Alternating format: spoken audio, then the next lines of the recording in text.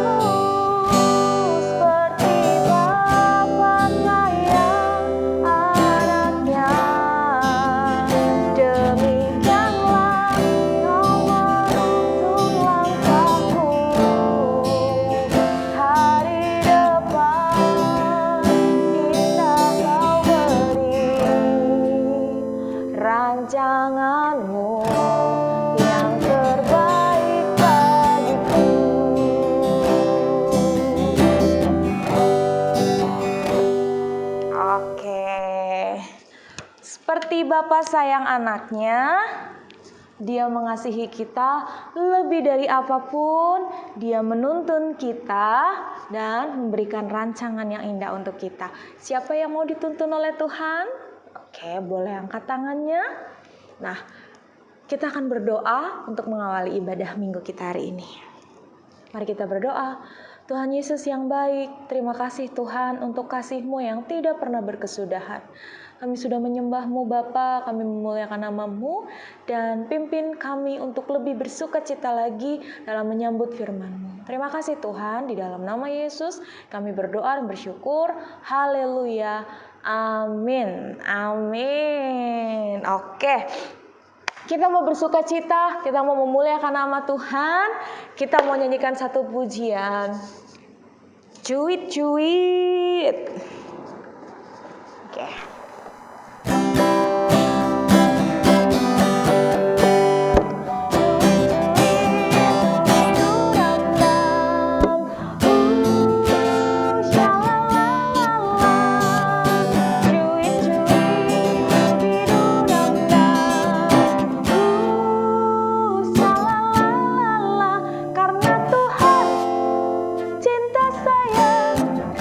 Cinta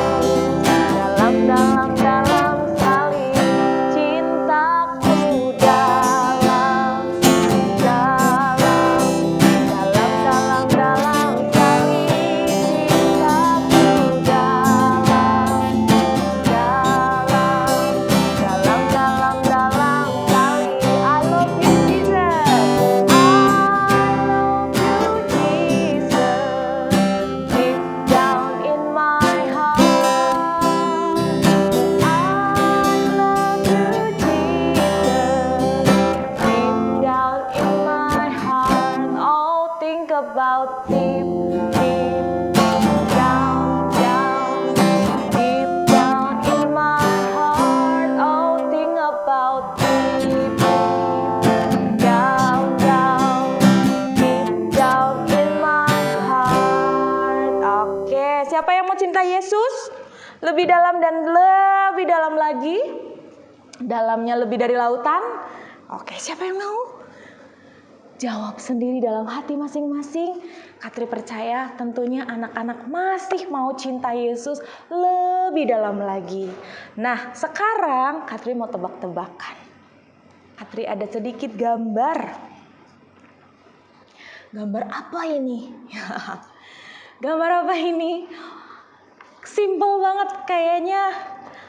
Anak 2 tahun juga bisa. Oke, tapi Katri mau tebak. Ada gambar apa ini? Perahu.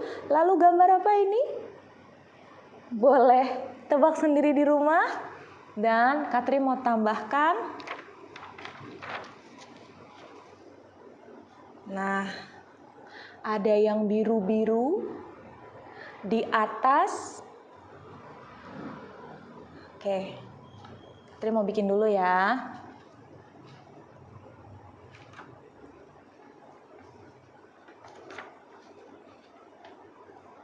Katri mau bikin dulu. Kalau Katri tunjukkan gambar ini, apa yang pertama kali dalam benak kalian? Sudah selesai? This one. Oke. Sudah tertebak kira-kira Katri mau cerita apa ya? Nah, tapi untuk memperkuat lagi tebakan adik-adik di rumah, Katri mau tunjukkan satu video. Ini dia.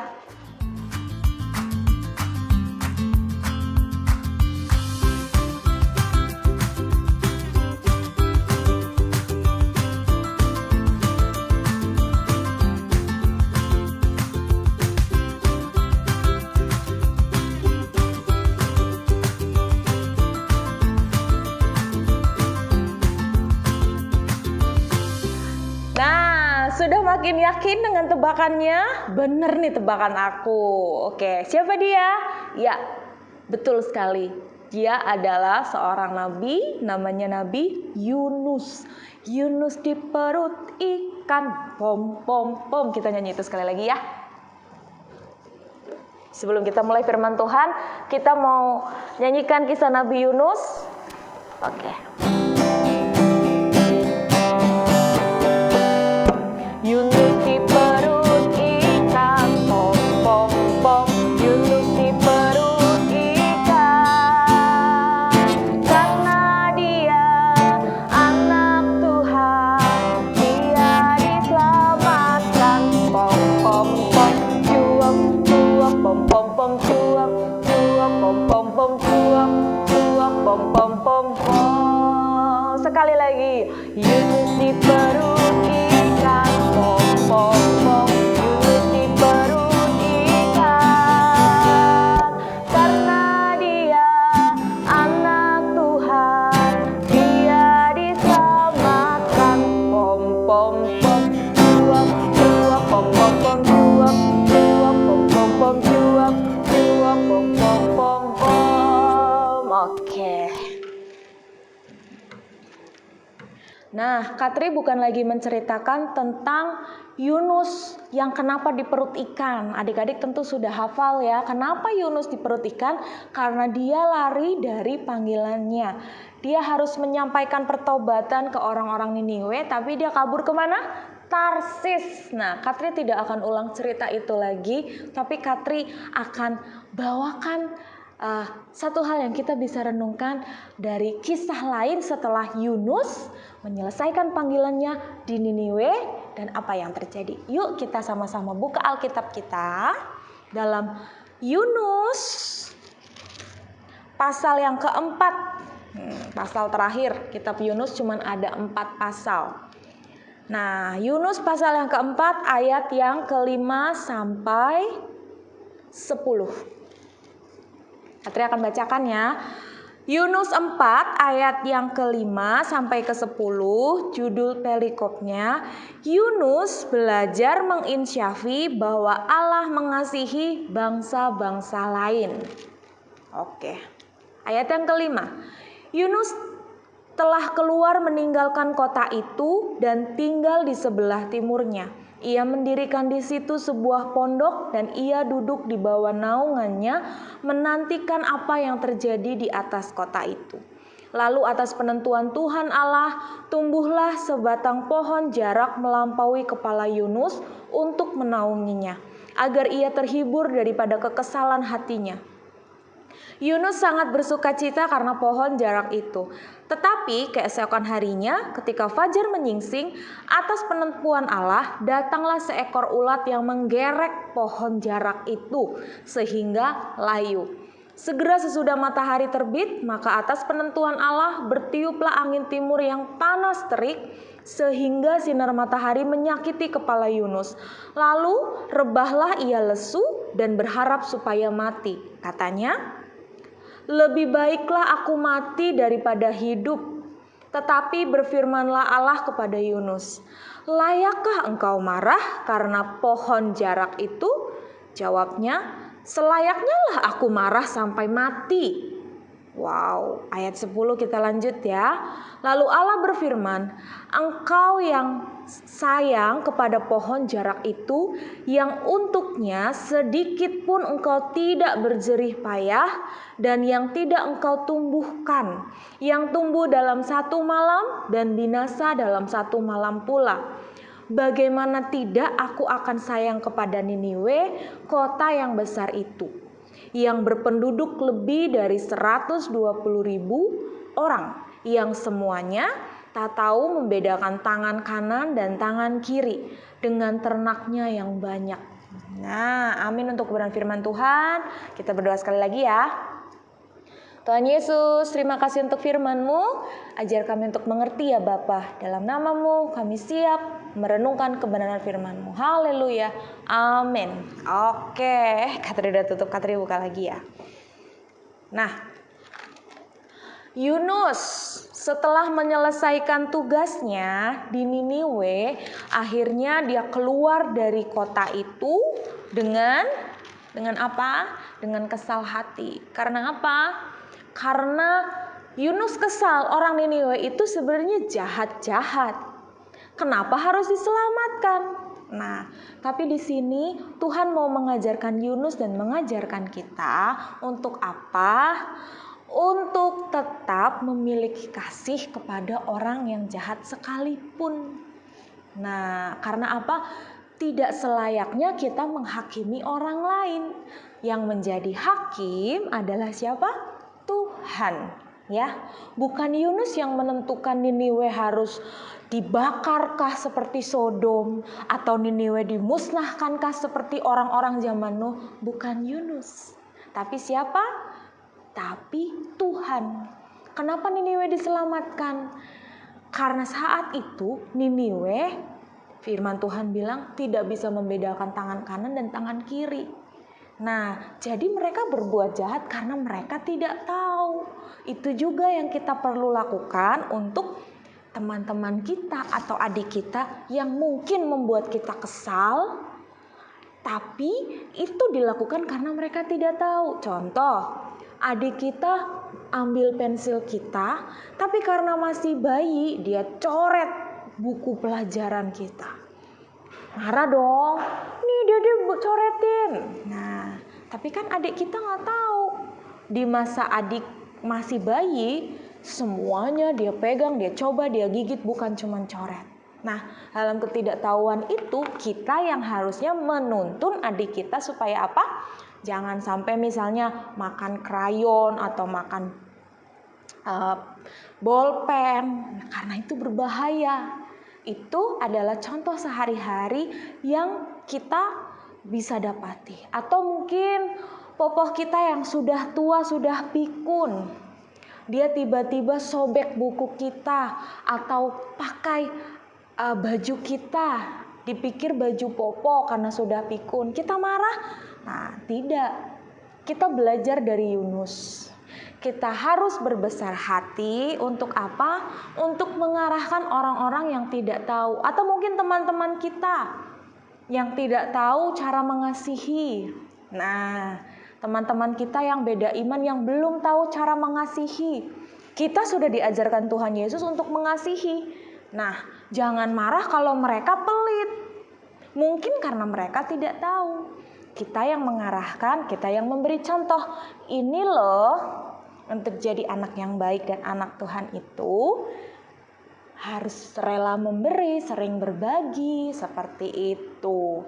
Nah, itu kisah yang bisa kita alami dalam kehidupan sehari-hari. 1, 2, 3 orang yang sering kita temui. Tapi Yunus itu punya tanggung jawab yang besar untuk sebuah kota. Yang berapa jumlahnya tadi? Firman Tuhan bilang yang berpenduduk lebih dari 120.000 orang. Wow, 120.000 orang.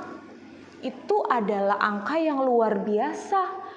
Dan Yunus diberi perintah Tuhan untuk apa?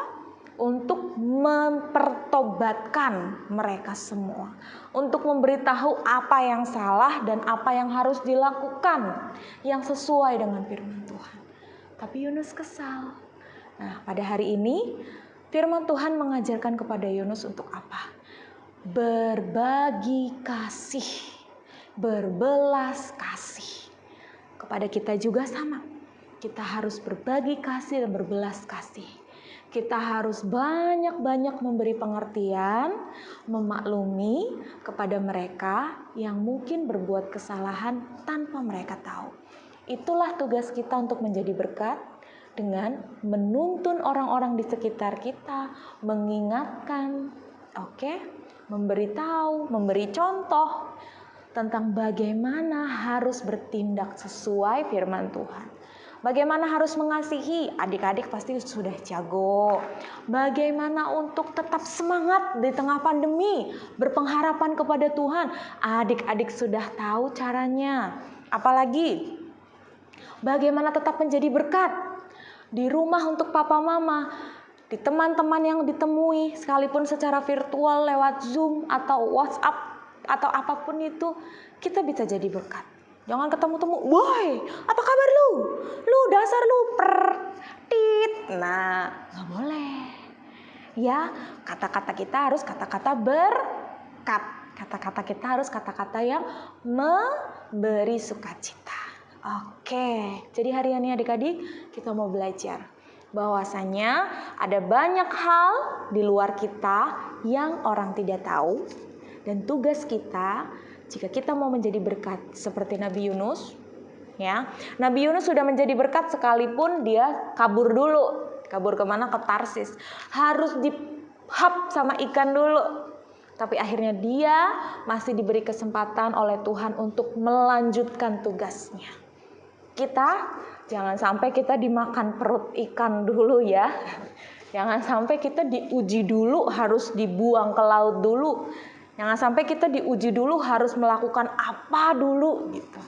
Untuk Tuhan mengingatkan tugas kita. Oke? Mari kita semua ingat tugas kita sebagai anak Tuhan. Dari beriman, dari mengasihi, dari murah hati. Tugas anak-anak Tuhan salah satunya adalah dengan buah roh. Apa saja? Kasih, sukacita, damai sejahtera, sabaran, kemurahan, kebaikan, kesetiaan, kelemah lembutan, dan penguasaan diri. Itu dia.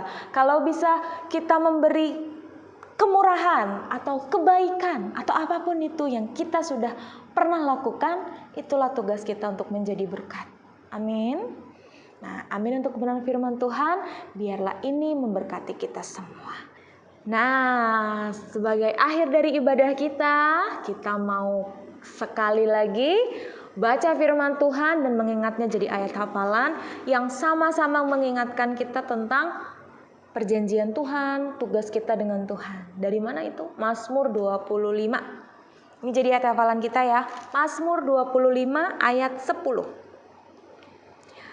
Segala jalan Tuhan adalah kasih setia dan kebenaran bagi orang yang berpegang pada perjanjiannya dan peringatan-peringatannya. Siapa yang mau pegang perjanjian Tuhan? atau peringatan Tuhan, Yunus tidak berpegang pada perjanjiannya. Dia dimakan perut ikan. Sampai harus diperingatkan Tuhan dengan apa? Dibuang ke laut. Nah, tapi karena kasih setia Tuhan, dia masih dipercaya untuk menobatkan Niniwe. Dan Yunus berhasil. Kita mau lebih berhasil daripada Yunus, kita ingat perjanjian Tuhan, peringatan Tuhan. Ingat ayat hafalan ini ya.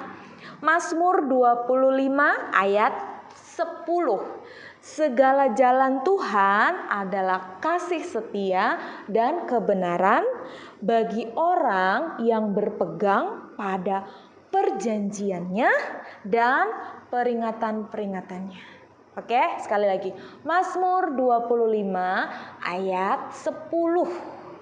Segala jalan Tuhan adalah kasih setia dan kebenaran bagi orang yang berpegang pada perjanjiannya dan peringatannya. Oke, semoga ini mempermudah adik-adik semua untuk menghafal ayat hafalan ini dan melakukannya dalam kehidupan sehari-hari bersama-sama Katri juga. Ya, bukan hanya adik-adik yang mau menerapkan, Katri juga mau menerapkannya. Terima kasih untuk hari ini yang sudah menyimak, yang sudah berdoa, memuji dan memuliakan nama Tuhan. Kita mau akhiri ibadah ini. Kita mau sekali lagi naikkan pujian. Pakailah aku.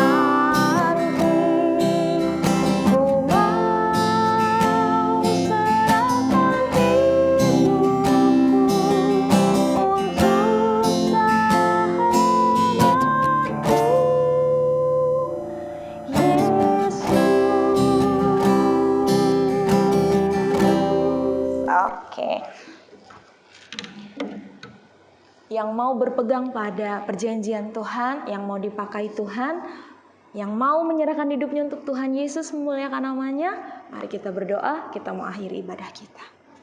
Terima kasih Tuhan untuk firman-Mu dan pujian yang kami sudah naikkan. Pakai kami ya Bapa untuk lebih lagi daripada Yunus. Kami mau berpegang pada perjanjian-Mu dan peringatan-peringatan-Mu. Yalah Tuhan, pakai kami sedari kecil kami untuk boleh menjadi berkat bagi setiap orang yang kami temui yang belum tahu apa itu kebenaran, kasih-Mu, kebesaran-Mu, kemurahan-Mu, dan kesetiaan-Mu. Dan segala sesuatu yang Tuhan sudah berikan pada kami. Tuhan berkati papa mama kami, Tuhan berkati bangsa dan negara kami, Tuhan berkati sekolah kami, Tuhan berkati seluruh keluarga kami dan teman-teman sekolah minggu kami atau opa oma, papa mama, teman-teman kami, om tante dalam gereja kami ya Bapa. Tuhan, inilah kami dengan segala keberadaan kami. Tuhan berkati dalam nama Yesus Kristus, Juru Selamat kami yang hidup. Kami sudah berdoa dan bersyukur. Haleluya. Amin. Oke, selamat hari Minggu. Tuhan Yesus memberkati. Tetap semangat, tetap setia, dan tetap berpengharapan di dalam Tuhan. Salam, selamat hari Minggu.